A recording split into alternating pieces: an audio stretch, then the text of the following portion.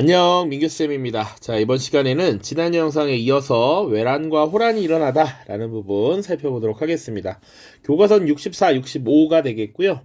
프린트로는 22, 23차 시가 되겠습니다. 자, 연표를 통해서 또 한번 지난 시간에 배웠던 내용 쭉 정리를 하면서 진행해 보겠습니다.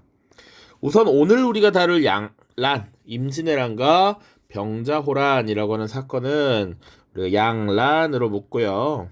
그리고 조선시대를 크게 두 시기로 나누는 기점이 된다라고 했습니다. 그래서 이 양란 이전, 특히 임진왜란 이전을 조선 전기, 그리고 양란 이후 조선 후기 이렇게 표현한다라고 이야기를 드렸습니다. 자, 그리고 지난 시간에는 우리가 어디를 봤냐면 이 선조라고 하는 왕이 즉위했을 때부터 숙종까지를 쭉 다뤘습니다. 자, 기억나나요? 복습을 앞에서부터 해볼까요? 자, 성종이라고 하는 왕, 통치체제 완성이었다. 이 과정에서 통치체제를 정비하는 과정에서 활약을 했던 세력이 바로 훈구파였고요.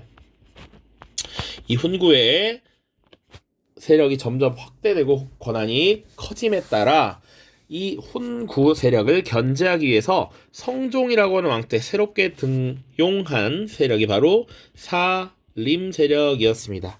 그래서 성종의 다음 왕이었던 연산군 때부터 명종 때까지는 우리가 훈구와 사림 세력이 정치에 주도권을 두고 경쟁하던 시기였다. 자, 그래서 네 차례의 사화가 발생했죠. 사림들이 화를 입은 겁니다. 그 사화, 네 개의 사화가 있었는데 연산군 때 있었던 무오사화, 그리고 갑자사화가 있었고요. 중종 때 기묘사화가 있었습니다. 그 다음 명종 때는 을사사화라고 하는 사건이 발생했죠. 그쵸? 자, 네 차례 사화가 있었고요. 이 과정에서 결국 누가 승리했다?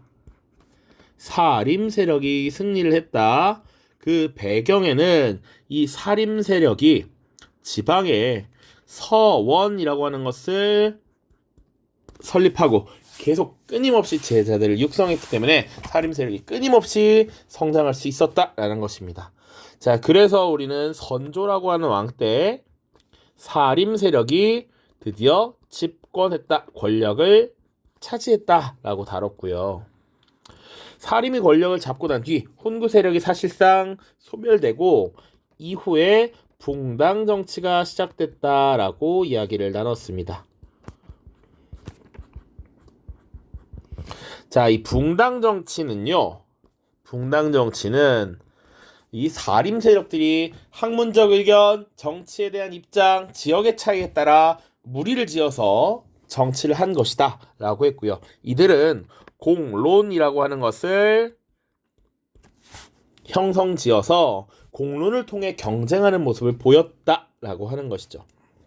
그리고 이 붕당 정치 시기에는 나와 입장이 다르더라도 상대를 부정하지는 않았다. 상호 견제, 비판 이런 건 있었지만 그럼에도 불구하고 공존 혹은 균형을 이루었다라고 하는 것이죠. 그래서 선조라고 하는 왕 때에 붕당 정치가 시작되었고 최초로 사실 동인과 서인으로 분화되었죠. 물론 이 동인은 다시 북인과 남인으로 나뉘게 되었습니다. 자, 그래서 광해군 때는 북인 정권이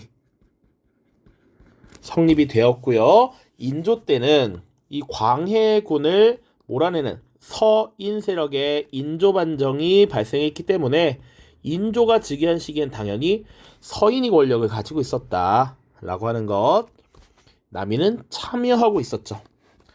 자, 인조 때 병자호란이라고 하는 사건을 거치면서 효종 때도 정권은 계속 이어집니다. 서인이 권력을 잡고 있고 남인은 참여하는 형태, 북인은 몰락입니다.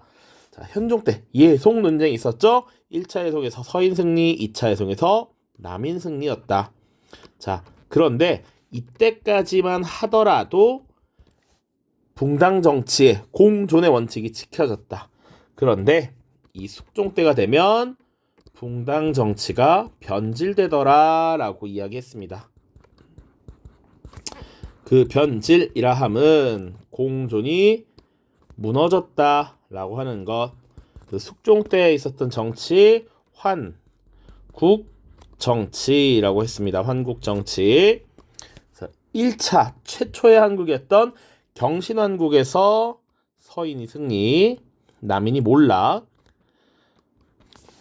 정치 세력화할 수 없을 정도로 수가 줄었다는 거지 아예 없다라는 의미는 아닙니다. 2차 기사환국에서 장희빈을 등엽은 남인이 권력을 획득, 서인이 몰락. 이후 갑술환국에서는 다시 인현왕후의 복위운동을 둘러싸고 서인 집권, 남인 몰락 이렇게 다뤘었습니다. 지금 6분가량에 걸쳐서 지금 복습했습니다. 복습. 자, 그 다음입니다. 그 다음 외란의 전개와 결과라고 돼 있어. 임진왜란이야. 임진왜란. 자, 임진왜란이라고 하는 전쟁은 1592년 선조라고 하는 왕 시기에 벌어진 전쟁이고요. 조선이라는 나라가 건국된 것이 1392년입니다.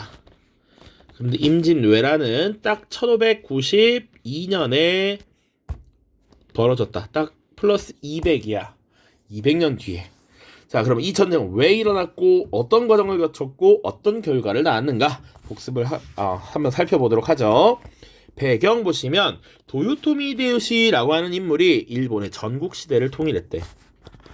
자, 일본의 전국시대라고 하는 것. 일본의 전국시대, 일본은요 사실은 무사들이 권력을 획득하고 정치를 주도하는 막부시대라고 하는 특징적인 모습이 나타났었습니다. 무사들이 정치를 주도해. 그런데 이후에 이 무사들이 각 지역에서 일본이라고 하는 땅덩어리를 나눠 갖기 시작해. 그러니까 우리나라에 신라 말 호족 세력이 등장한 것처럼 각 무사들이, 사무라이들이 자신의 지역을 장악하고 정치의 권력을 행사하는 시기가 전국시대입니다. 각 지역에 엄청나게 많은 무사들이 각자의 영향력을 행사하고 있었고 각자 서로와 전쟁을 벌이면서 서로를 병합하기도 하고요. 점령하고 그 땅을 영지로서 갖는 이런 시기가 나타납니다. 약육강식의 시대야. 이 약육강식의 시대를 도요토미 히데요시가 통일을 했고요. 그 당시 문제가 당시 무사들은, 사무라이들은 전쟁을 통해서 영토를 확보하고 그 땅을 자신의 영지로 받아서 경제적 생활을 해야 되는데 지금 이 전국 시대를 거치면서 군사력은 크게 늘어나 있고요. 반면 무사들은 되게 많아. 그런데 더 이상의 통일 이후에 영토는 없어. 그러다 보니까 이 무사들의 경제적 생활이 어려워질 거야.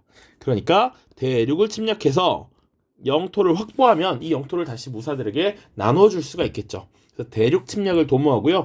당시 일본이 조선에게 내세웠던 구호가 정명가도라고 하는 것이 있습니다. 이거 뭐야? 자, 명나라를 정벌하러 가는데 도로, 길을 빌려달라라는 얘기야. 그러니까 우리가 대륙을 침공해야 되니 조선은 길을 비켜라. 근데 우리 조선은 명나라를 사대하는 나라 아니야. 그러다 보니 이런 요구 가당치 않다. 다 거부하게 되죠. 이거 받아들일 수 없는 것이지 조선의 입장에서는. 자, 그래서 결국 일본이 이제 조선을 침략하게 됩니다. 여러 가지로 구분할 수 있는데 단순하게 이렇게 초기 그리고 조선의 반격, 전쟁의 극복 이렇게 보시면 될 것 같아요. 초기 보시면 조선의 국방력 열세로 연전연패했다라는 형태로 내가 정리를 했어요. 자, 왜냐? 일단 아까도 이야기했지만 나라가 세워진 지 200년이나 지났는데 이 200년 동안 큰 전쟁 없이 평화롭게 지내왔어. 그러다 보니까 전쟁이 발생하지 않는 국가에서 군사력을 크게 유지할 필요성을 잘 느끼지 못합니다. 그러다 보니까 군사력 자체가 굉장히 떨어져 있는 상태였다. 그래서 지도에 간단하게 예를 들면 지금 부산이라고 하는 지역으로 지금 일본이 침공을 했습니다. 대마도를 거쳐서. 원래 예전 같았다면 부산 지역을 방어하는 군대 다수, 여기 다수, 경주의 다수, 여기 다수, 다수, 다수 이렇게 거점마다 영과 진마다 군대를 배치해서 방어를 해. 그러면 일본군이 여기도 격파해야 되고 여기도 격파해야 되고 여기 격파해야 되고 시간이 오래 걸립니다.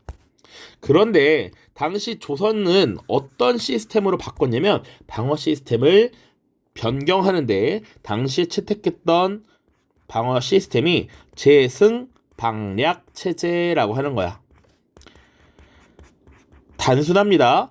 이 많은 군사력을 유지할 필요성을 느끼지 못해서 군사력을 줄였어. 그래서 당시 부산이라고 하는 지역에 지금 일본이 쳐들어왔죠.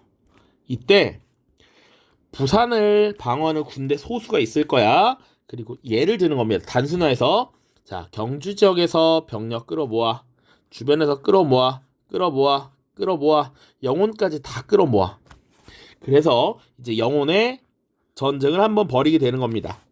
자, 일본군과 지금 모두 영혼까지 끌어모은 조선의 병사들이 전투를 벌이게 되는데, 물론 이때 대규모의 병사를 집결시키고 조선의 중앙에서 이제 군대를 보내줍니다. 지휘관을 파견해요. 그런데 이 전투에서 이겨서 막아내면 다행이야. 그런데 이 전쟁에서 패배하면, 이 전투에서 패배하면 어떻게 돼? 이 지역이 전체가 싹 일본의 수중에 가볍게 넘어가게 되겠죠. 그런 문제가 있었다. 당시 시스템적 문제가 있었고요. 그래서 1차 관문인 부산이 함락되고 나서 그 다음 지점이 사실상 여기 상주라고 보면 돼. 주변에 군사를 다 동원했기 때문에 사실은 더 이상 군사를 모을 데가 없었다. 2차 지점이 상주였다. 그래서 상주 전투에 이 일이 이끌었던 전투. 여기서 당연히 패배하고요. 그 다음이 바로 충주입니다. 충주.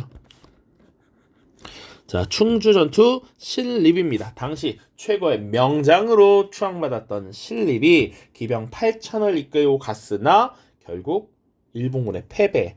그러면 이런 연전연패를 당하는 이유는 뭐야? 당시 일본이 조총이라고 하는 신무기를 들여와서 전투에 활용했기 때문이죠. 우리는 주로 칼이나 활을 가지고 전투에 참여합니다. 아니면 말을 타고 기병을 통해서 전투에 투입되는데, 이 일본군은 전국시대에 이미 유럽, 포르투갈로부터 조총이라는 게 들어와. 그래서 빵 쏘면 이 사람을 관통하고 사람을 죽음에 이르게 하죠. 그러니까 조총의 문제, 재장전하는 시간에 문제가 있지만 이것도 전술로서 극복해내서 사실 조선 병사들이 일본의 군사를 막아내기 굉장히 어려웠다라고 하는 것이죠. 쭉쭉쭉 파죽지세로 뚫리게 됩니다. 그래서 수도였던 한성이 사실상 거의 2주 만에 함락이 되는 이런 모습이 나타나요. 자, 지금 조선의 국방력 열세로 연전연패한 상황 보여주는 거야. 뭐 이거는 그냥, 자, 신립이 당시 충주의 탄금대라고 하는 곳에서 전투를 벌였는데 뒤에 물을 등지고 싸웠다라고 합니다. 이거 배수진이라고 하지. 도망치면 물에 빠져 죽겠다라는 거야. 그러니까 도망치지 않고 싸우겠다라는 결기를 보여주는 것이죠. 어쨌거나 패배합니다. 자, 그래서 쭉 뭐 여러 가지 과정이 나와 있는데 부산포 함락, 부산이 함락되고요. 약 2주 정도 만에 한성이 함락됩니다. 그 중간에 상주 전투, 충주 전투가 있는 거야. 자, 지금 이렇게 대규모의 전쟁이 발발했기 때문에 사실은 국가의 지존이라고 할 수 있는 왕이 죽게 되면 문제가 생기겠지. 왕과 왕세자, 후계자마저 같이 죽으면 문제가 되잖아. 그래서 조선은 급히 광해군을 후계자로 삼고요. 조정을 나누게 됩니다. 이 부는 나누다라는 의미야. 조정을 나누었다라는 겁니다. 그래서 왕이 이끄는, 선조가 이끄는 조정과 세자, 광해가 이끄는 조정 둘로 나누게 돼. 그 이후에 사실 왕이 이끌던 조정은 빠르게 평양을 거쳐 의주로 피난을 가고요. 이제 광해는 사실은 의주까지 가지 못하고 주변을 계속 돌면서 전쟁을 지휘하고 이렇게 모습이 나타나는 것이죠. 어쨌거나 왕과 왕세자가 동시에 붙잡혀서 죽임을 당하게 되면 국가의 사실상 존망이 위태로워지는 것이니 분리시켰다라는 겁니다. 그리고 선조는 선조는 의주로 피난 가서 명나라에 원군을 요청하였다. 의주라고 하는 지역은 명나라의 국경에 있죠.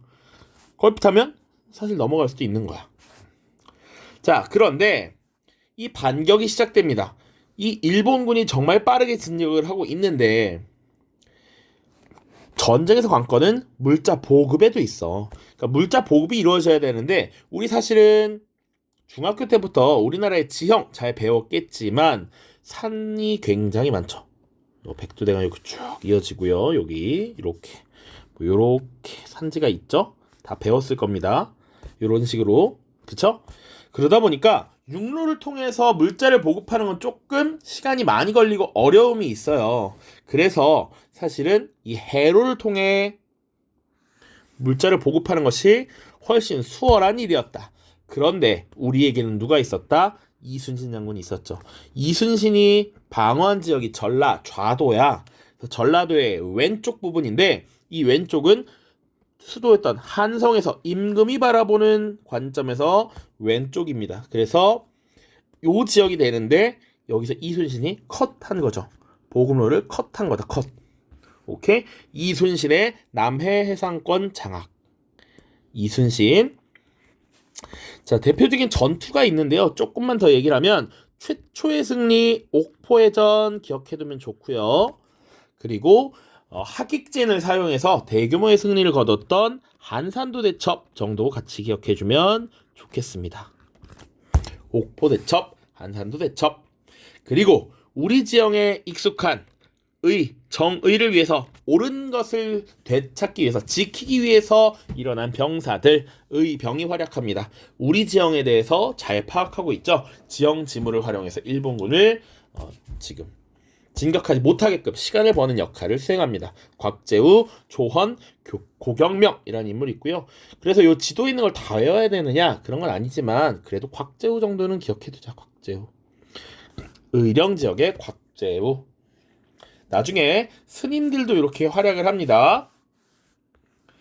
자, 결국 시간을 잘 벌어줬고요. 결국 명나라의 원군이 도착을 합니다. 그러니까 명나라의 입장에서는 사실은 명나라까지 쳐들어오는 것을 막기 위해서 이렇게 지금 지원군을 보냈다라고 해도 과언이 아닙니다. 어쨌거나 조선군과 협력해서 조선의 평양성을 탈환하고요. 이때 조선에서 활약한 인물 서해 유성룡이 있습니다. 자, 지금 진군이 막히자 일본군이 휴전을 제의하고요. 그래서 휴전 회담을 진행하게 되는데 일본의 무리한 요구로 결국 결렬되고요.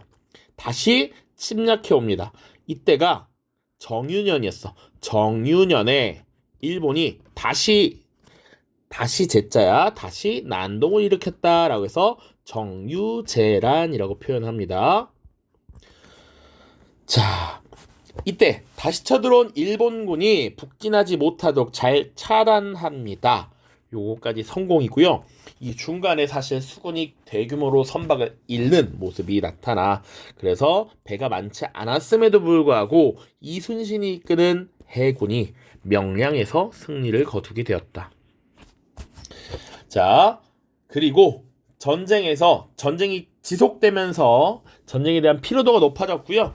일본의 지도자였던 도요토미 히데요시가 사망하게 되면서 일본군이 철군합니다. 이때 도망가는 일본군을 추격해서 일본의 배를 섬멸하고 공격했던 전투가 노량해전이라고 하는 전투죠. 이것도 이순신 장군이 이끌었고요. 이순신 장군이 이 전투에서 결국 전사하시게 됩니다. 요거 전쟁이 1598년까지 이어졌다. 약 7년여간의 전쟁 기억하시면 되겠습니다. 자, 결과 및 영향 보도록 하죠. 조선은 당연히 전쟁의 당사자였고요. 전쟁터가 되었기 때문에 국토가 황폐화됐고요. 전쟁을 통해서 많은 인구가 사라지게 됐죠. 그러니까 일본군들이 당시 전공을 세우기 위해서 코를 베어간다든지 귀를 베어간다든지 이런 모습들이 많았어. 그래서 당시에 민가를 급습해서 이 백성들에 대한 학살도 많이 이루어졌습니다. 그리고 문화재가 다수 소실된 것도 조선에 미친 영향이라고 볼 수 있는 것이죠. 자, 그리고 일본은요. 도요토미 히데요시 사후에 도쿠가와 이에야스가 정권을 장악하고요. 이 도쿠가와 이에야스를 쇼군으로 하는 에도 막부가 성립되었다. 보시면 되고요.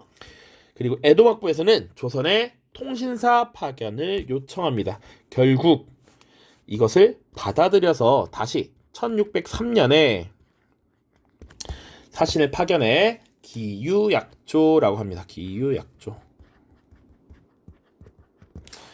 실제로 파견을 했습니다. 그래서 자, 중국은요. 당시 조선을 도왔던 명나라의 국력이 약화됐고요. 이 틈을 타 여진족이 급속하게 성장했다. 그래서 여진족이 후금이라는 나라를 건국하게 됩니다.